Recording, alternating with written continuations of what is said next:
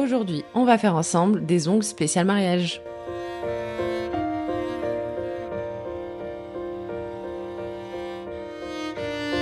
Et avant de commencer, laissez-moi vous présenter ma sélection de produits spécial wedding. Je sais que c'est bientôt la période, donc du coup je vous ai fait une sélection de vernis qui pourrait plaire à vos clients, que ça soit pour les témoins, les demoiselles d'honneur ou alors pour les mariés. J'ai fait une sélection de vernis purple et à la fin vous allez voir, je vais vous montrer un gel et quelques effets. Donc ici ce sont des paillettes avec des effets très pailletés ou alors des effets irisés ou alors des nudes. Après, à vous de faire votre sélection, vous pouvez bénéficier de moins 10% avec le code NECFRS10. Toutes les informations et les références se trouveront dans la barre d'informations.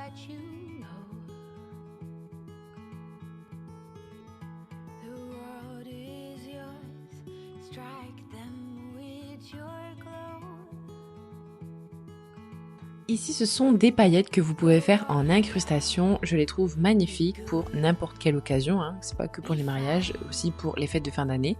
Ensuite, vous avez un gel qui peut se suffire à lui-même. Vous mettez que celui-là avec une finition. Il est magnifique. Vous pouvez le trouver sur le site Ongles Pro. Et ensuite, cet effet Hailey Bieber à mettre sur une finition brillante. C'est incroyable. Vous pouvez mettre sur une finition...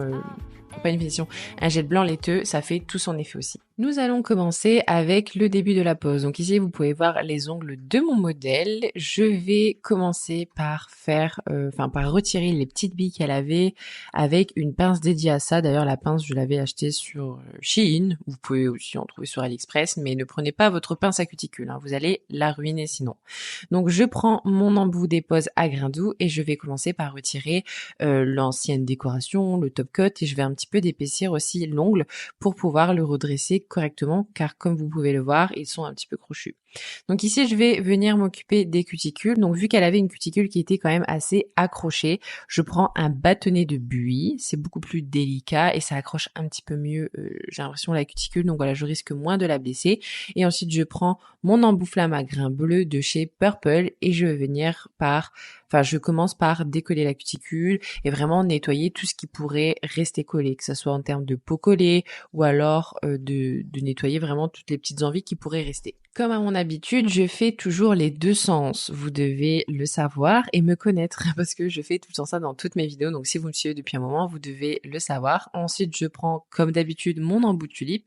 Ça va me permettre de bien ouvrir la cuticule, de vraiment peaufiner mon travail et aussi de bien écarter les peaux sur le côté. Donc pareil, je change la rotation de ma ponceuse et je fais les deux côtés. Ensuite, je vais venir les couper. Donc pour ça, je repousse bien ma cuticule et s'il le faut, je gratte.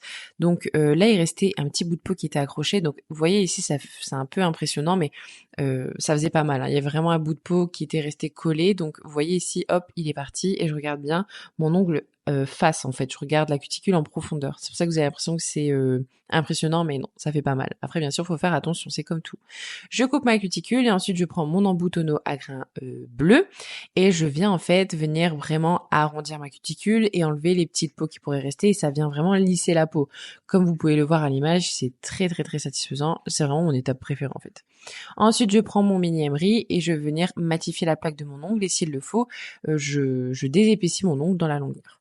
Je prends ma petite brosse et je prends mon déshydratant de chez Victoria Viin et je viens passer sur tout l'ongle.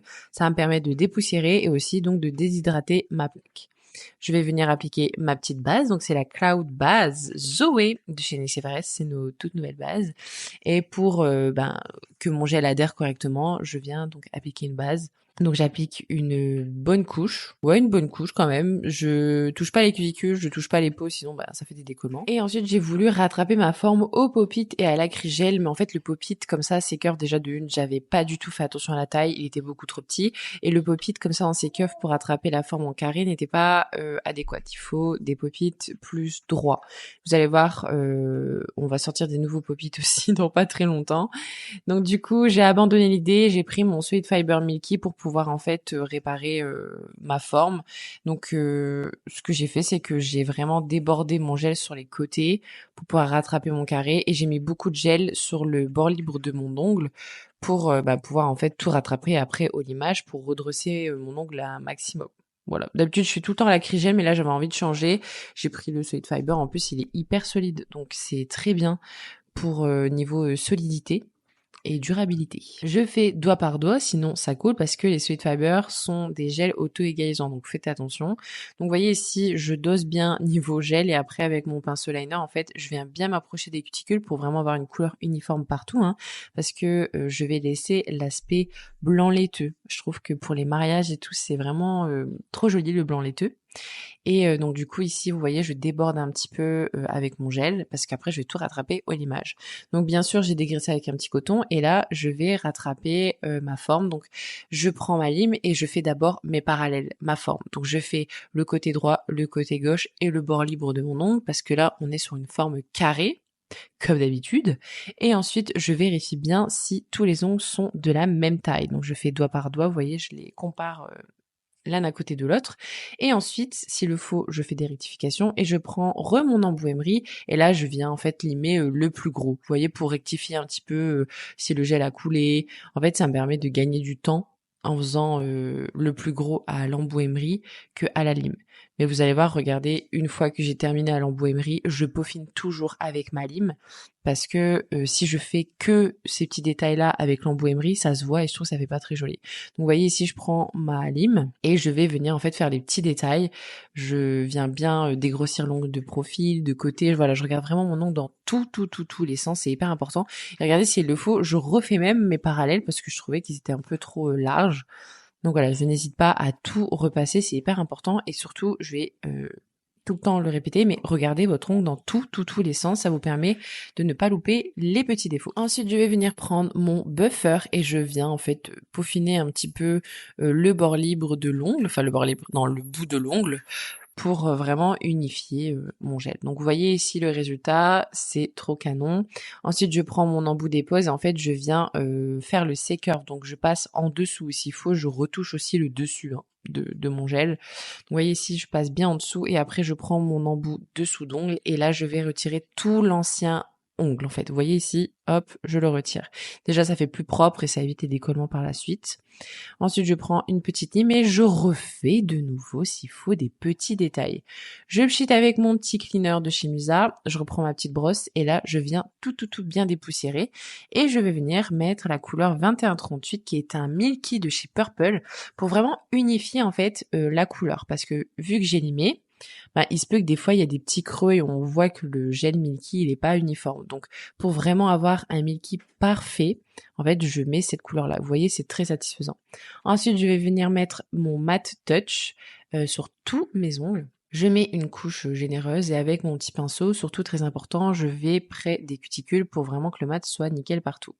Je vais venir prendre mes petits strass, donc je vais faire un petit mélange entre des perles, des strass un peu opales et aussi désolée, c'était Romy, et aussi des strass Swarovski un peu argentés, mais après vous pouvez prendre les couleurs que vous voulez. Et je vais venir les fixer directement avec la élastique base claire de chez Purple, donc sur mes ongles. Et d'ailleurs, pour avoir vraiment quelque chose de très élégant, prenez des strass de bonne qualité, des strass en cristal, Swarovski ou autre, prenez pas des strass en plastique.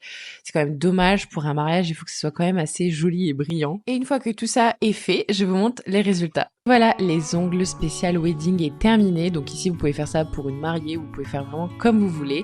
Merci d'avoir regardé la vidéo jusqu'au bout. Je vous dis rendez-vous à dimanche prochain. Salut, salut.